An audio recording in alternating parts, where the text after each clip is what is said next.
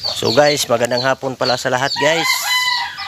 So sa ngayon guys, update muna tayo sa pasisyon natin guys na na lemon sweater guys.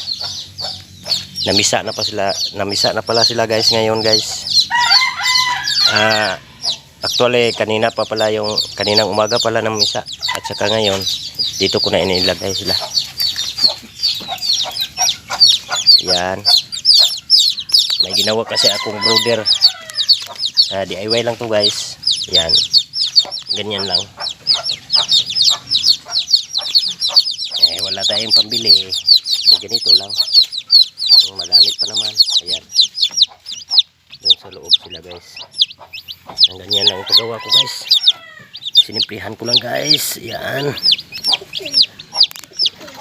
Tapos dito sa kabila. 2 kwarto kasi ito guys. Ayan sila guys. Ayan.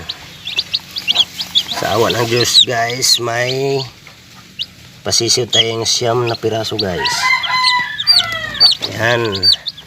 Ang palahi pala nito guys is lemon sweater.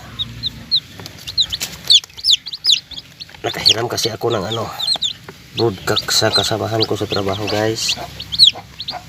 Ayan. So no animals were harmed in the making of this video. Yan. Breeding purpose only lang tayong kasabong. So iniwalay ko na sila agad sa nanay nila guys. Ito pala yung nanay nila.